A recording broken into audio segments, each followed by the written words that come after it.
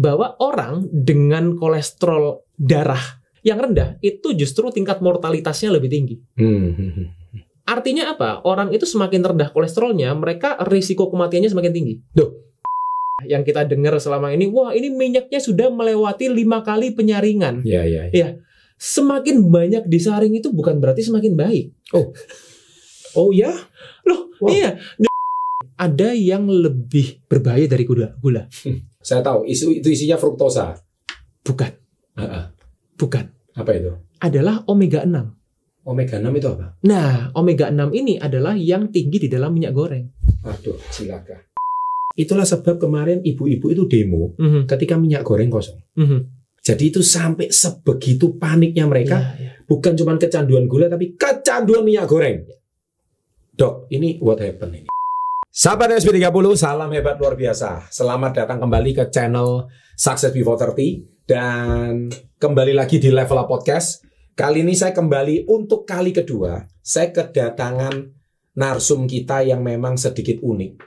Biasanya narsum saya ini pengusaha, pebisnis. Tapi kali ini Pak narsum saya ini dokter. Ya, kenapa saya ngomong dokter? Karena ternyata dokter ini agak unik.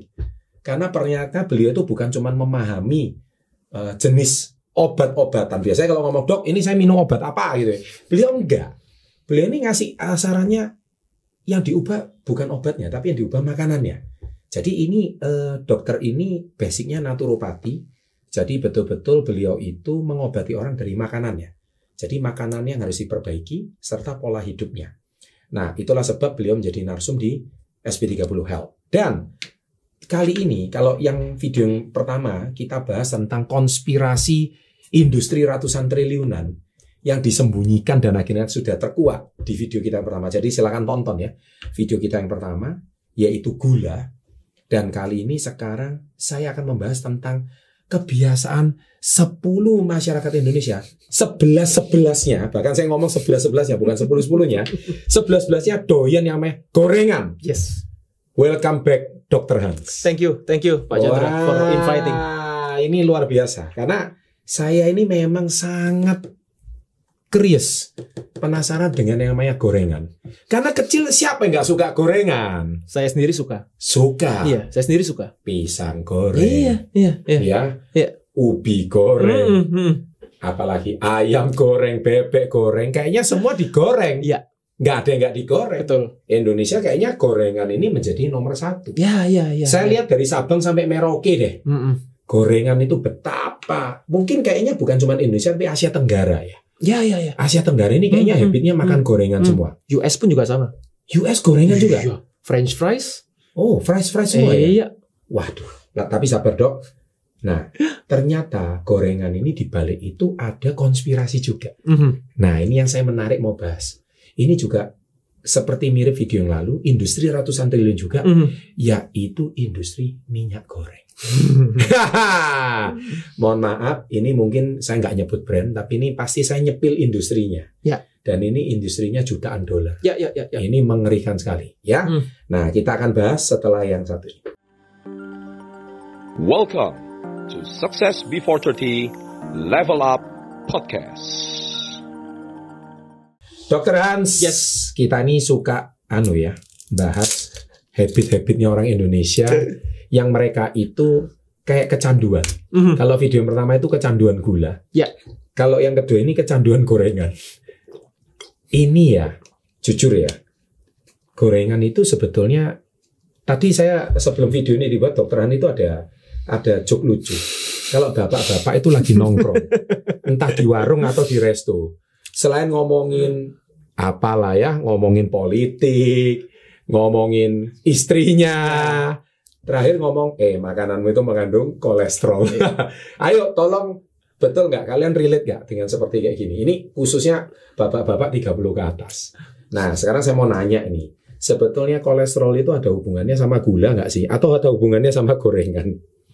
Oke. Pertama, saya tadi ngasih jokes gitu bukan karena saya bapak ya. Iya. Belum bapak. Belum.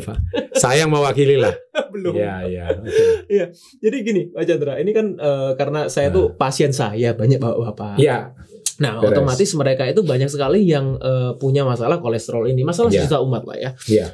First thing first, ya saya selalu mengatakan bahwa kolesterol itu pertama yang kita perlu tahu adalah kolesterol bukan penyakit. Kolesterol bukan penyakit. Ya ini penting ya. Kolesterol bukan penyakit. Gitu. Kolesterol itu adalah suatu substan ya yang menyerupai lemak, tapi bukan lemak. Ya. Bukan lemak. Ya, bukan lemak. Ya, jadi ada bedanya antara fat dan kolesterol. Substance yang menyerupai lemak ya yang diproduksi oleh tubuh kita sendiri. Garis bawah kedua ya, dan garis bawah ketiga sangat diperlukan untuk metabolisme tubuh kita. Oh, jadi kolesterol itu sangat dibutuhkan. Yes. Tapi ada istilah kolesterol jahat, kolesterol baik. Nah itu kita akan touch ke sana nanti ya. Tapi sekali lagi tadi untuk menjawab pertanyaannya Pak Chandra, apakah ada hubungannya dengan gorengan atau ada hubungannya dengan gula dan lain-lain gitu. Artinya apa? Banyak orang yang selama ini salah kaprah dengan kolesterol itu sendiri. Kolesterol itu kan selain sekarang mungkin sudah dikasih ada predikat baik, ada predikat buruk. Tapi secara umum ketika kita bicara mengenai kolesterol, orang itu pikirannya pertama adalah penyakit. Pasti. Kedua adalah negatif. Iya. Gitu. Persepsi yang langsung negatif. Artinya apa? Kolesterol kalau tinggi itu harus diturunkan. Gitu. Bahkan kemarin saya juga sempat ngobrol dengan salah satu rekan sejawat saya, spesialis kardiolog. Mereka juga meregulasi sampai sekarang kalau bisa kolesterol LDL itu diturunkan serendah-rendahnya. Nah, padahal apakah harus seperti itu? Nah, ini makanya menariknya. Beberapa studi ya itu menyatakan bahwa mungkin nanti akan kita kasih linknya di bawah ya. Banyak sekali studi itu yang sekarang memberikan suatu konklusi bahwa orang dengan kolesterol darah ya atau serum kolesterol ya yang rendah itu justru tingkat mortalitasnya lebih tinggi. Artinya apa? Orang itu semakin rendah kolesterolnya, mereka risiko kematiannya semakin tinggi. Duh, kok bisa begitu? Nah, ya kan. Yang saya tahu kolesterol itu bahan baku dari pembentuk ini loh, kayak lemak. Betul. Justru itu semakin rendah kolesterol, level kolesterol yang semakin rendah itu menunjukkan tingkat mortalitas yang semakin tinggi. Malah semakin tinggi. Artinya apa? Berarti kan kolesterol ini sesuatu yang diperlukan. Nah, itu kalau kita di statistik, ya itu ada yang namanya kita istilahnya adalah U-curve. U-curve itu apa? Dia itu adalah suatu seperti ini. Jadi ketika dia itu sangat rendah, sangat rendah, dia itu akan sangat tinggi. Kalau jumlahnya sangat tinggi, dia juga akan sangat tinggi risiko kematiannya. Nah, berarti kan kita harus tahu titik mana ini yang sweet spotnya. Sweet spotnya di mana? Itu yang kita perlu tahu. Nah, makanya kita tidak bisa mengatakan, oh, kalau berarti kolesterol yang tinggi sekali itu risikonya juga punya penyakit kardiovaskuler besar. Bukan berarti semakin rendah semakin baik. Gitu. Nah, yang menyebabkan kolesterol tinggi itu apa sih? Yang menyebabkan adalah bukan karena makanannya. Kenapa? Karena tadi statementnya adalah kolesterol itu adalah suatu substan yang diproduksi dalam tubuh kita sendiri. Artinya apa? Regulatornya di dalam tubuh kita. Ya, itu yang terganggu. Regulator itu yang mungkin selama ini kalau Pak Chandra sering dengar kata-kata metabolisme. Metabolisme. Ya, tambah tua metabolisme melambat. Betul. Itu kan yang sering kali dijadikan excuse ya Pak Chandra ya. Padahal orang itu ketika saya tanya gini, kamu tahu nggak sih artinya metabolisme itu apa? Nggak paham. Gitu. Nah, karena metabolisme ini kan adalah segala proses kimia dan biologi yang kita katakan di dalam tubuh kita namanya biochemistry, biokimia. Ya, segala proses biokimia yang terjadi di dalam tubuh kita, ya entah itu pemecahan energi, pemecahan energi atau pembentukan, itu kita katakan metabolisme. Jadi yang dibilang metabolisme itu bukan dalam arti orang kalau makan banyak terus nggak gemuk-gemuk metabolismenya bagus. Bukan orang kalau makan sedikit terus langsung gemuk itu metabolismenya. Bukannya kalau kita fitness itu ada istilah ektomorf, endomorf, mesomorf. Kita nanti touch ke sana ya. Itu nanti di health aja. Kita nanti ke sana ya. Intinya apa? Metabolisme itu bukan sekedar berat badan. Gitu. Bahkan kolesterol yang kita bahas ini itu juga dipengaruhi oleh metabolisme kita. Nah, yang melakukan regulasi itu apa? Adalah kita punya liver, hati. Itu. Jadi fungsi liver ini baik atau tidak? Sangat berpengaruh terhadap bagaimana kita regulasi kolesterol. Dan masalah yang bukannya kolesterol yang radikal bebas itu yang bahaya? Plus radikal bebas. Gini, radikal bebas another thing ya, Pak Chandra. Kalau kita another thing ya. Jadi radikal bebas ini kan bisa disebabkan karena banyak termasuk polusi yang sekarang lagi rame-rame itu kan juga radikal bebas. Nah, kalau kita berbicara mengenai liver, salah satunya adalah dia memang untuk melakukan detoksifikasi. Radikal bebas tadi itu. Jadi artinya liver kita itu ada phase 1, phase 2 detoksifikasi, ada fase 1, fase 2 dan lain-lain gitu. Yang kita tidak bahas sekarang supaya tidak terlalu kompleks. Artinya apa? Kalau kita punya liver yang sehat, kita tidak akan punya kolesterol yang berlebihan di dalam tubuh kita. Nah, sebaliknya berarti dia tanya Pak Chandra tanya, yang menyebabkan itu apa, Dok? Yang menyebabkan sebetulnya apakah ada kontribusi dari makanan? Ada tentunya. Karena makanan ini yang juga akan bisa menyebabkan peradangan dalam tubuh kita. Gitu. Tapi ujung akhirnya itu adalah kalau liver kita sudah bermasalah, yang paling banyak adalah fatty liver. Nah, inilah yang akan bisa menyebabkan fungsi liver kita terganggu. Gitu. Nah, karena itulah banyak orang yang punya masalah hiperkolesterolemia. Kalau udah hiperkolesterolemia, kolesterol ini kan sebagiannya sifatnya aterogenik. Aterogenik itu menyebabkan peradangan di pembuluh arteri kita. Gitu. Nah, inilah yang bisa menyebabkan akhirnya terjadi selang, Pak Chandra. Selang. Itu kalau kita banyak kotorannya di dalam, atau kita pencet ini, tekanannya kan tinggi. Nah, itu juga berhubungan dengan tekanan darah. Artinya apa? Kalau pembuluh darah arteri kita itu tersumbat, tekanan darahnya jadi tinggi. Pasti. Itu yang dikatakan tekanan darahnya naik. Nah, itu yang dikatakan hipertensi. Nah, kebanyakan kolesterol. Betul, kebanyakan kolesterol. Tapi bukan kolesterol dari udang, bukan kolesterol dari ulah gorengan ini. Kenapa kok ulah gorengan? Nah, nanti akan kita bahas ya. Artinya apa? Kolesterol ini kalau sudah menyumbat pembuluh darah, tekanan darah kita jadi tinggi. Itu yang pertama. Kemudian apa? Kita kekurangan oksigen. Itu yang kedua. Kan? Karena yang namanya darah kita itu kan fungsinya adalah untuk mengangkut oksigen ke jaringan-jaringan yang dibutuhkan. Makanya kenapa orang jadi punya penyakit jantung koroner, kalau tersumbatnya di otak kena stroke, dan lain-lain. Karena apa? Karena oksigennya tidak bisa terdeliver. Nggak bisa dihantarkan, gitu. Nah, jadi yang bisa menyebabkan ini apa ya? Karena pertama tadi regulatornya ini, livernya kita yang tidak sehat. Gitu. Nah, sekarang kita kembali ke topik kita yang tadi. Ini hubungannya sama konspirasi juga.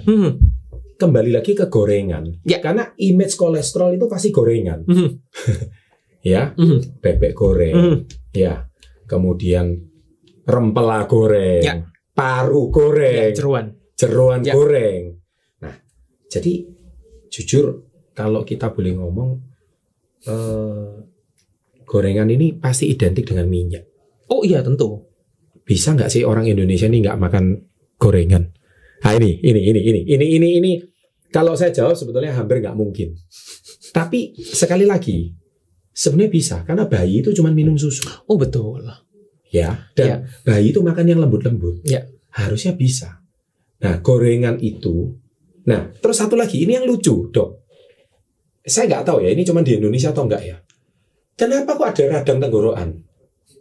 Kalau saya tanya cici saya di Amerika, kalau orang Indonesia kan ngomong ibu-ibunya, semalam karena habis gorengan. Nah, kalau di Amerika, mereka ngomong itu inflammation. Itu radang. Terus kedua, ibu-ibu sini kebanyakan minum es. Betul. Itu sudah pasti. Betul. Nah, kalau orang Amerika, perasaan saya atlet NBA itu setelah jeda istirahat, mereka tuh minum Gatorade juga dingin semua. Bodinya juga kuat. Ayo, ini satu pertanyaan ini, Dok. Ini yang salah Indonesianya, tapi ya kalau saya acuannya lihat atlet Amerika, buktinya Olimpiade juara terus. Kita kapan pernah juara Olimpiade? Kecuali badminton aja. Itu pun satu emas. Ini sekarang Asian Games aja Indonesia perasaan nggak juara-juara gitu loh. Emasnya cuman sejak video ini dibuat emasnya baru 4. Dan menurut saya ini ada hubungannya nggak sih dengan gorengan itu, dengan pola makannya itu? Ya, kalau performa atlet mungkin bukan kompetensi saya ya Pak Chandra ya, karena saya tidak melatih ya. Cuma yang saya amati adalah mengenai bagaimana kesehatan itu. Kesehatan. Tidak semua atlet itu sehat yang pasti. Karena tidak semua atlet sehat ya, karena banyak sekali atlet yang juga tumbang pada waktu COVID kemarin, menandakan apa? Bahwa mereka juga imunitasnya kurang baik. Gitu, dan salah satunya dipengaruhi dari apa? Dari pola makan itu juga. Nah, pola makan orang Indonesia mungkin kalau di yang sebelumnya kemarin kita bahas mengenai gula. Ya, gorengan ini adalah salah duanya. gitu. Ya, gorengan Jadi, ini salah duanya. Bapak dan ibu lah. Ya, gorengan ini Kemarin bapak gulanya, ini iya, ibunya. Gorengan ini sudah. Betul, salah duanya. Ketika kita berbicara mengenai gorengan tadi Pak Chandra mention yang namanya apa berarti yang dipakai untuk menggoreng adalah minyak. Tentunya gitu. Meskipun kita kalau nanti bicara lebih jauh lagi, ada nggak cara menggoreng tanpa minyak? Ada, sekarang banyak air fryer gitu. Tapi tergantung sekali lagi apa yang digoreng, kan itu juga apa yang dimasukkan ke sana. Itu juga another thing ya. Nah, tapi ketika kita memang fokus membahas mengenai minyak goreng, ini kan memang yang sangat dekat di hati ya, Pak Chandra ya. Karena bahkan yang beberapa waktu yang lalu harga minyak goreng naik, itu kan demo besar-besaran tuh, gitu. Karena apa? Karena ini sangat dekat gitu, very attached gitu loh. Orang Indonesia ini masih sangat dekat dengan yang namanya gorengan. Gorengan itu masalahnya di mana sih? Gorengan itu masalahnya adalah pertama adalah mengenai dia kan dipanaskan dengan suhu tinggi. Oke. Ya, ini kita masih belum sentuh ke minyak gorengnya ini ya. Minyak goreng belum ya? Belum sentuh ke minyak gorengnya ya. Kenapa? Istilahnya adalah deep frying. Deep frying ya. Nah, karena apa? Karena kita perlu bedakan mana yang menumis, mana yang menggoreng. Kalau orang Jakarta bilangnya oseng biasanya, bukan tumis, dioseng. Gitu. Nah, tapi ketika kita sudah bicara mengenai deep frying, ya minyak yang menggenang, kemudian bahannya kita masukkan ke dalam ayam, tempe dan lain-lain, itu namanya deep frying. Artinya apa? Dia dipanaskan dengan suhu tinggi. Makanan itu secara natural sudah ada kandungan lemaknya. Ketika dia itu dipanaskan dengan suhu tinggi, ya pertama lemaknya akan teroksidasi. Gitu. Nah, itu sama radikal bebas itu. Ya, betul itu tadi. Itu yang menyebabkan peradangan tadi itu. Lemak yang di dalam makanan, baik lemak yang juga terkandung dalam minyak gorengnya itu sendiri. Double kill. Gitu, double kill. Gitu. Itu yang pertama. Yang kedua, bagaimana cara menggorengnya? Kebanyakan orang yang kalau kita bicara gorengan-gorengan di pinggir jalan, itu apa, Pak? Dibalut sama minyak. Tepung. Sama tepung, Gitu. Jadi minyak goreng yang hitam. Itu nomor 3 nanti. Ya. Jadi yang kedua cara menggorengnya. Kalau kita bicara pisang goreng itu bukan pisang telanjang kemudian digoreng, enggak, dibalut dulu sama tepung, ya kan? Tempe juga dibalut sama ada tepung, gulanya juga, ya kan? Gitu.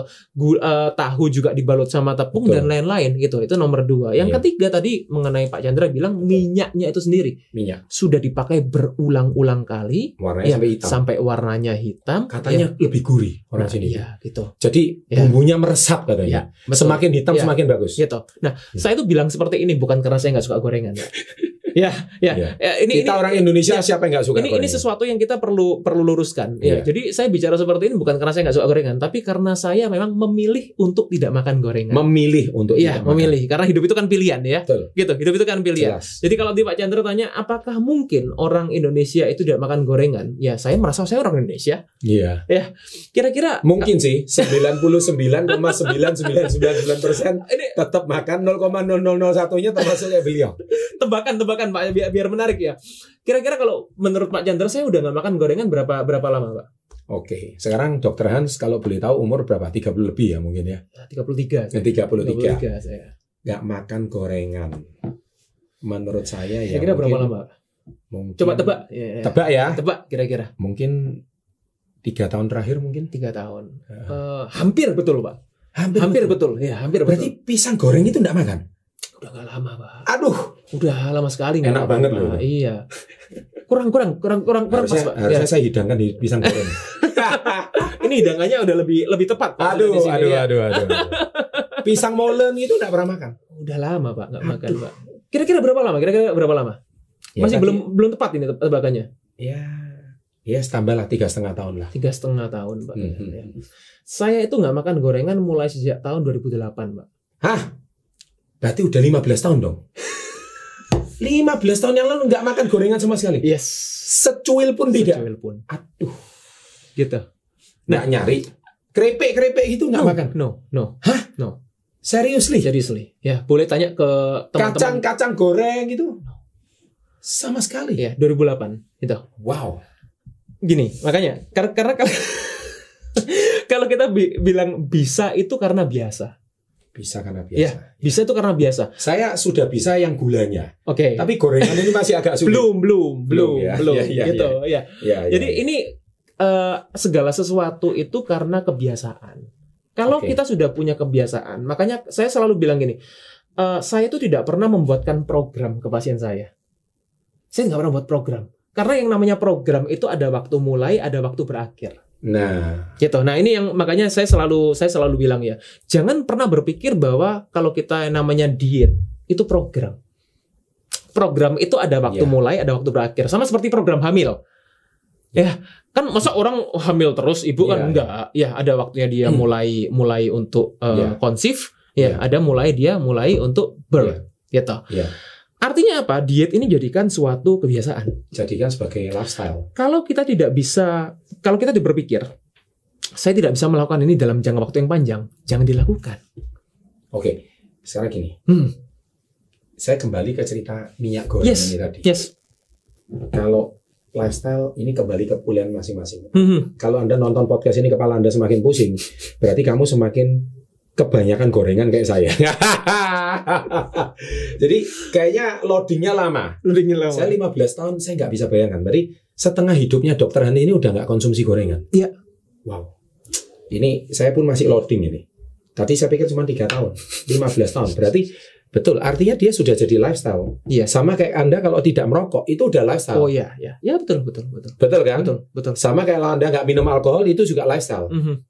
Ini sama aja kayak Anda nggak makan gorengan, itu lifestyle. Yes. Ya, saya tahu saya akui masih sangat sulit. It's okay. Tetapi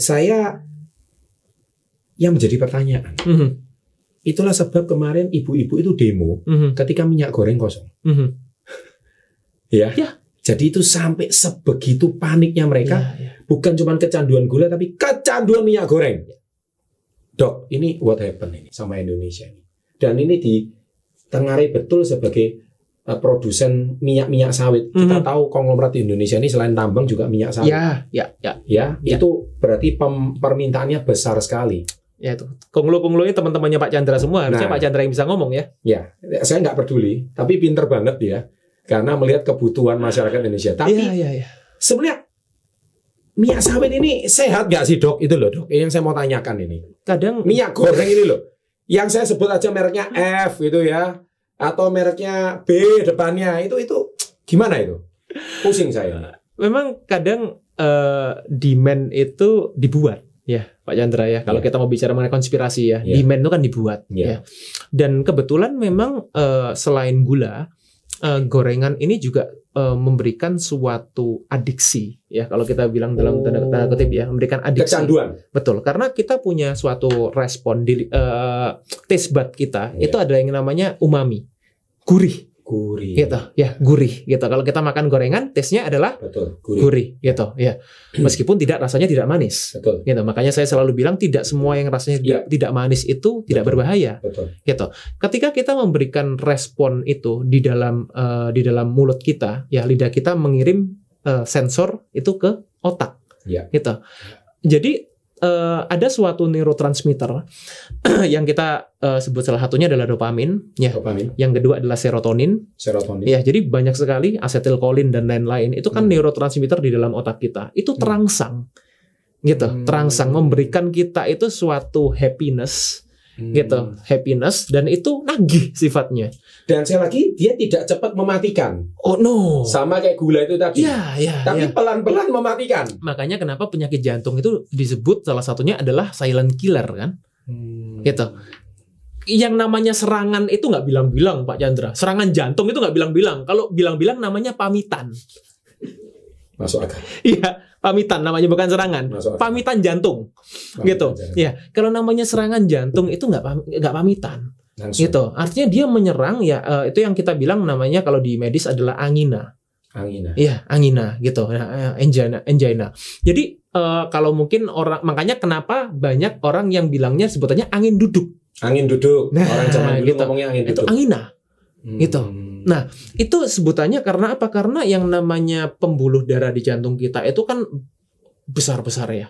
Kalau dia udah tersumbat, itu kan berarti dampaknya kan sangat vital. Sangat besar. Makanya sampai di ring apa. Iya, itu. Oke. Nah, berarti kembali lagi. Goreng sama gula itu sama bahayanya.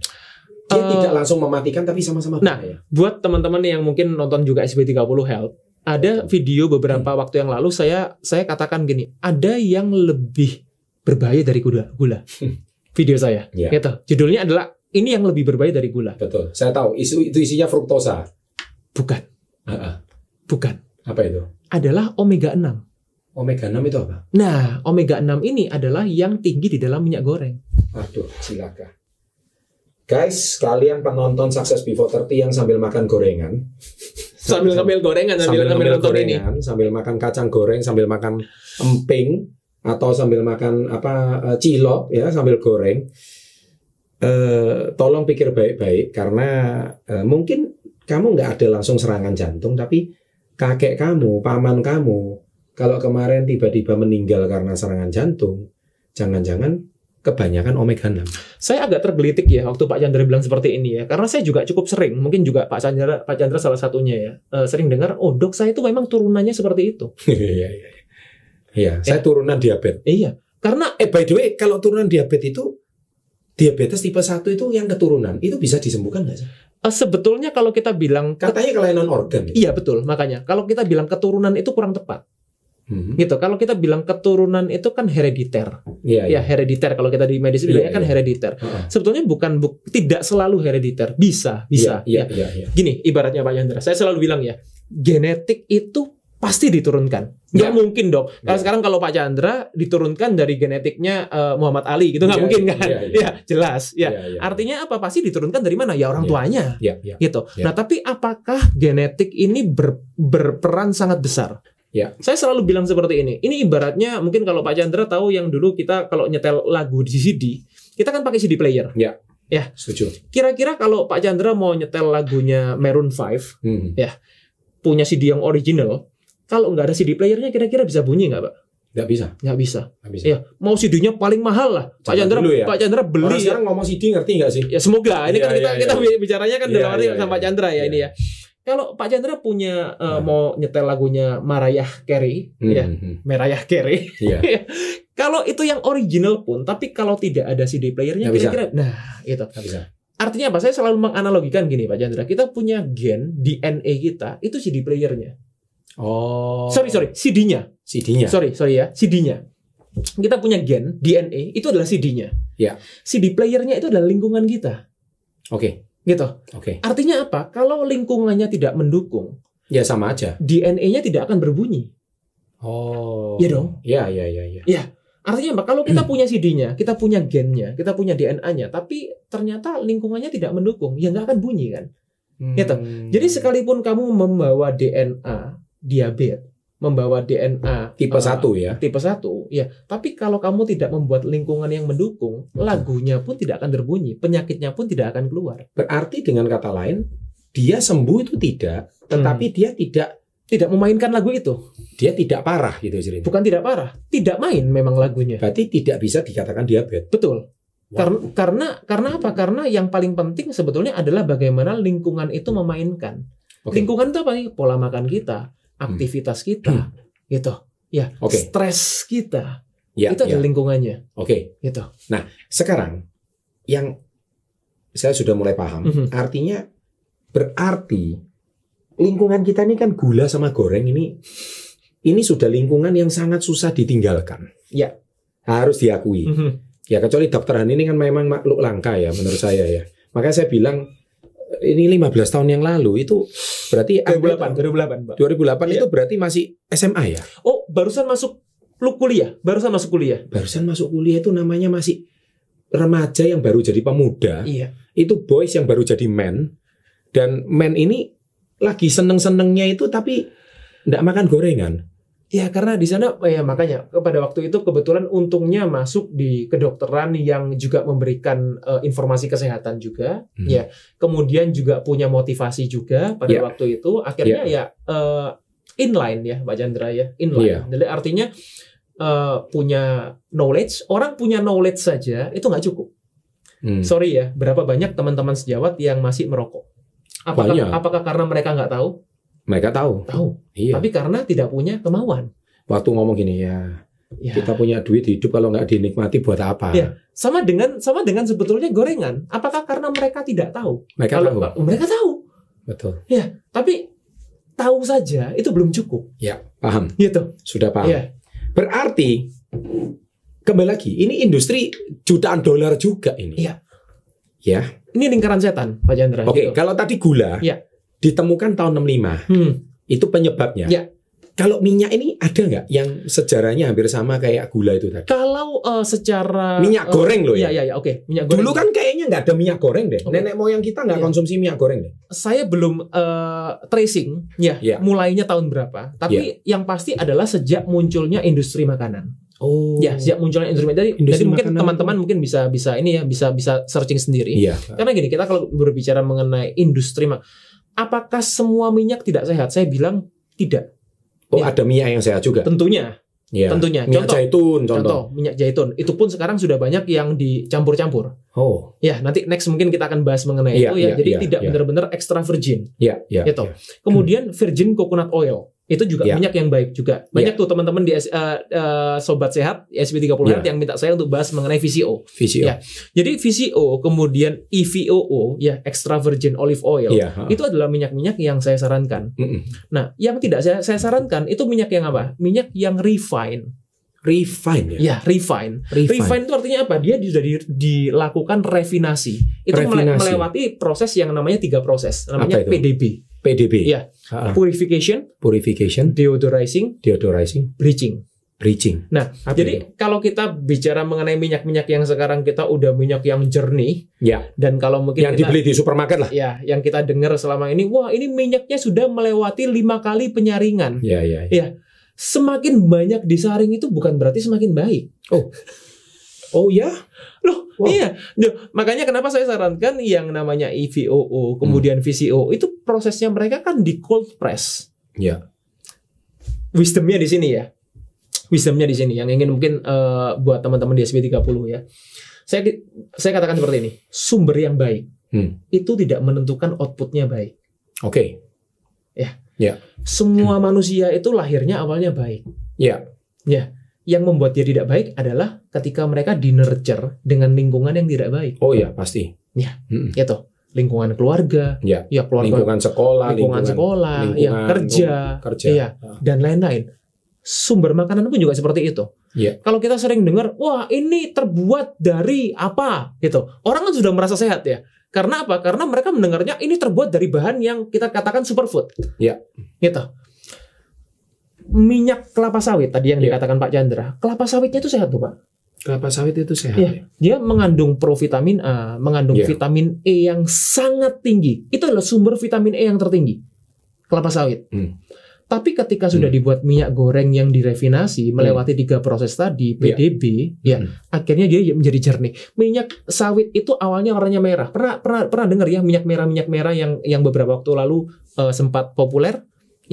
Mungkin saya ada ke skip itu, nggak tahu saya. Mungkin kalau saya boleh quote salah satu nama Pak Sandiaga Uno yang pernah menyampaikan itu, ya jadi itu salah satu minyak yang disubsidi sama pemerintah, gitu. Tapi tidak disukai karena apa? Karena pertama kurang menarik, gitu. Kelihatannya kayak menakutkan, gitu. Yang kedua rasanya tidak seenak minyak-minyak itu. Itu karena apa? Karena itu sudah diproses dengan sangat tinggi, melewati 3 proses tadi, purification, pemurnian, gitu. Kemudian deodorizing itu dipanaskan suhu yang sangat tinggi. Jadi masih ingat ketika minyak dipanaskan, lemaknya teroksidasi. Terus warnanya jadi kurang baik, kan? Kemudian di bleaching, diputihin, dijernihin. Gitu. Dijernihin ditambahin apa? Ditambahin chemical substance. Nah, itu yang jadi problem dong. Tambahin zat kimia. Dia nggak organik lagi. Oh, bukan cuma organik. Ini bukan cuma bicara mengenai organik. Ini sudah melewati proses yang sangat panjang. Nah, terus apa dampaknya kalau setelah purification, deodorizing sama bleaching itu tadi? Otomatis, pertama, dia chemicalnya banyak sekali. Chemicalnya banyak sekali. Dengan solvent dan lain-lain. Itu kan chemicalnya very abundant. Sekali lagi, chemical akan membebani liver kita. Karena liver kita ini yang melakukan proses detoksifikasi. Meskipun bukan cuma liver ya, ginjal kita juga, paru-paru kita juga. Cuma liver ini kan salah satu organ yang paling vital. Gitu. Nah, artinya apa? Ketika minyak ini sudah melalui proses yang panjang, pertama apa? Dia sudah tidak natural lagi. Tidak natural artinya apa? Dia sudah melalui proses yang pemanasan suhu tinggi, lemaknya sudah teroksidasi, sudah menyebabkan radang, omega 6-nya tadi yang saya katakan itu sangat tinggi. Tapi sebentar, minyak goreng itu kan sudah ada BPOM-nya. Kan BPOM kan aman dong. Gimana ini ceritanya ini? Saya minum dulu aja. Ayo. Ini kan sudah hubungan sama regulator. Wahai para regulator ya. Dalam hal ini mungkin yang di kementerian yang menyusun materi-materi untuk materi perkuliahan para dokter. Kayaknya agak pinggir jurang memang podcastnya. Nggak apa-apa. Ayo kita bahas aja. Karena ini kan juga demi saya membuka sebuah yang nggak berani speak up. Oke. Saya mewakili. Jadi gini mungkin saya jawabnya gini ya Pak Chandra ya. Yeah. Kita harus kusnuson ya. Kita nggak boleh suzon gitu. Artinya apa? Gini, mungkin orang-orang di sana belum jangankan BPOM ya. Kita sendiri teman-teman sejawat di kedokteran ini kan sangat variatif ya. Yeah. Kita punya ada panduan kita itu pegangan kita ada beberapa yang akhirnya membuat setiap dokter itu punya cara pendekatan yang berbeda, cara penanganan yang berbeda. Gitu. Saya di naturopati tentunya punya keilmuan yang berbeda dengan dokter-dokter lain yang mungkin di spesialis lain. Nah, artinya apa? Mungkin kalau menurut saya mereka belum paham. Gitu. Kalau itu bisa menimbulkan risiko yang seperti itu. Makanya iya dong. Makanya kenapa sih saya mengedukasikan ini? Tujuannya bukan untuk menyalahkan, tapi untuk lebih membukakan pikiran bahwa bisa jadi kedokteran itu ketika mereka tamat, ketika mereka kuliah, mereka juga nggak dapat materi ini. Oh, memang tidak diberikan. Memang tidak diberikan. Iya, ini kan saya mengambil another ini ya, kita bilang mereka pakai kurikulum tahun 65 itu tadi. Yang ilmuannya tadi sudah dibayar 50.000 US. Tapi memang betul, buku-buku kedokteran ini banyak yang tahun 60-an memang betul. Nah, betul kan? Banyak yang tahun Jadi 60-an. acuannya kementerian sekarang ini yang menjabat, yang sekarang berkuasa dan menjabat itu acuannya dari ilmuwan yang sudah dibungkam 50.000 US itu tadi loh. Pak Chandra kok bisa tiba-tiba ke sini? Tonton video saya sebelumnya yang membahas konspirasi gula. Itu bagaimana jahatnya ilmuwan itu dibayar. Tetapi sebetulnya Dr. Hans ini membuka suatu praktek yang mungkin tidak disukai oleh regulator atau mungkin mereka para pelaku bisnis yang berkecimpung di sini. Tapi ini yang kita bongkar adalah betul-betul adalah sebuah fakta yang memang mungkin menyakitkan. Tetapi ini adalah sebuah fakta yang harus kita pahami bersama. Berarti BPOM pun, sorry itu saya dalam hal ini mungkin tidak menjamin. Mungkin belum paham. Nah, jadi mereka bahasanya belum paham ya. Belum paham. Belum paham atau memang tidak mau tahu. Saya kan berpikir positif aja, Pak. Baik. Saya selalu dari dengan adanya podcast ini kan saya selalu berpikir dari sudut pandang sebaliknya. Artinya semoga saya juga mendoakan di Kementerian Kesehatan, siapapun menteri saat ini yang menjabat. Kalau saya sih kenal dengan menteri yang dahulu ya. Era tahun 2010-an ya. Pak Budi kan sekarang. Sekarang Pak Budi. Jadi mohon Pak Budi kalau nonton video ini sebetulnya dengan satu tujuan saja, yaitu kami ingin membantu pemerintah supaya memberikan masyarakat yang lebih sehat. Ya. Sehingga mungkin siapa tahu BPOM-nya kecolongan, bukan bermaksud. Tapi kalau bisa diregulasi dengan lebih sehat, kenapa tidak? Sure. Soalnya tentang minyak goreng ini kan sudah menjadi konsumsi ibu-ibu ini udah panik. Oh iya. Kalau nggak ada minyak goreng, kenapa ibu-ibu panik? Karena anaknya nggak bisa makan, apalagi suaminya. Marah-marah sampai di rumah, ibu-ibu stres. Nah kalau sudah stres, akhirnya ibu-ibu bisa demo ini. Kita bahaya kalau ibu-ibu ini sudah ngomong, mulutnya nggak satu ini. Mulutnya bisa bersekutu ini. Bisa satu Indonesia terjadi demo hari buruh nggak ada apa-apanya kalau sama demo ibu-ibu ya. The power of mak-mak. Hidup mak-mak ya. Ini ngeri banget. So, oleh sebab itu apalagi kalau tadi Dr. Hans sudah bilang soal 3 tahap purification, deodorizer dan bleaching ini, itu malah menimbulkan banyak zat kimia. Ini very dangerous. Dan ini ternyata setelah bening kasih BPOM pula. Nah, ini yang bahaya menurut saya. Padahal itu ternyata betul dia jernih, tapi itu ternyata banyak zat-zat kimia yang sebetulnya akan kita konsumsi. Ya, termasuk omega 6 yang tinggi tadi itu. Omega 6 yang sangat omega tinggi. 6 yang tinggi. Jadi omega 6 itu gini, Pak Chandra. Simpelnya dia terkandung di dalam minyak-minyak pertama minyak sayur. Ya, minyak sayur. Kemudian kalau masalah seperti omega 3 itu kan sifatnya sebaliknya ya. Dia anti-inflamatori. Mungkin kalau kita sering dengar ada omega 3, ada omega 6, ada omega 9, meskipun bukan cuma 3 itu aja, ada omega 7 dan lain-lain ya. Nah, cuma simpelnya kita bicara mengenai 2 jenis ini, omega 3 dan omega 6 itu supposed to be rasionya adalah 1:1. Gitu.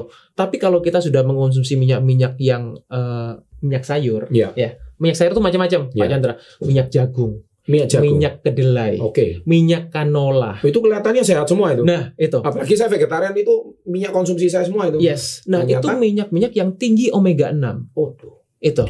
Nah, ini yang itu malah bikin inflamasi. Iya, makanya buat yang mungkin belum tahu detailnya, saya udah buat videonya di SB30 Health itu. Ini yang lebih berbahaya dari kesana ya, kalian. Ini yang lebih berbahaya dari gula. Jadi itu di sana saya jelaskan secara mendetail. Itu sudah ditonton ratusan ribu view.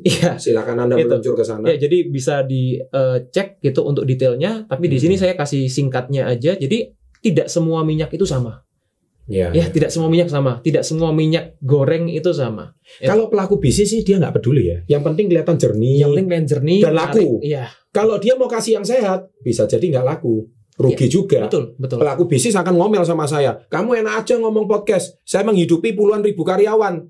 Ini kalau saya rubah jadi sehat, nanti puluhan ribu saya karyawan, SB30 berani nanggung. Saya dikomplain para pengusaha jadinya. Nah, gimana ini dok? Itu bagiannya Pak Chandra. Kalau saya kan dari sisi kesehatan aja. Jadi selalu ada dua sisi mata uangnya. Saya hari ini cuma berbicara titik tengahnya. Memang gimana sih supaya bisnis tetap langgeng tapi sehat gitu loh. Bukan bisnis laku tapi mematikan pelan-pelan. Ini yang sangat berbahaya. Baik dok, saya rasa podcast kita di tepi jurang memang sengaja saya giring terus ke tepi jurang karena memang kalau nggak mungkin dibahas di televisi, hanya bisa kita bahas melalui channel ini.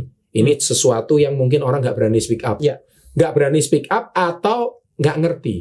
Nah dua-duanya terjawab di sini. Semoga. Jadi sudah ada yang berani speak up dan dibuat lebih mengerti.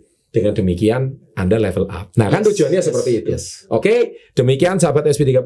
Thank you. Menurut Anda menit keberapa yang paling menginspirasi? Dan cus ke channel SP30 Health karena di situ Anda juga akan lebih level up lagi pengetahuan Anda tentang dunia kesehatan, dunia nutrisi, dan dunia bagaimana bisa mengobati mengobati tubuh kita tanpa obat-obatan, tapi cuma dari gaya hidup sehat dan dari makanan saja. Kita bisa mengobati, termasuk makanan sehat termasuk food supplement juga makanya saya mungkin untuk closing saya mengutip dari salah satu ini leluhur kita. Hippocrates. Karena tadi Pak Chandra memulainya dari makanan itu jadi obat. Beliau itu punya suatu statement, let food be Thai medicine, and medicine be Thai food. Jadi itu adalah suatu wisdom yang dikatakan oleh beliau bahwa sebetulnya makanan kita itu adalah obat. Gitu. Jadi kalau kita mau mendapatkan obat yang terbaik, adalah dari makanan itu. Top. Gitu. Oke. Makanya kalau Anda yang suka gorengan, Anda nonton video ini nggak cocok, nggak usah subscribe, nggak usah nonton, anggap aja Anda keliru masuk channel. Oke? Itu aja. Tapi kalau Anda merasa ini bermanfaat, bisa nolong orang, nggak ada salahnya Anda share dengan orang lain. Sukses untuk Anda, dan kita tutup dengan salam hebat luar biasa.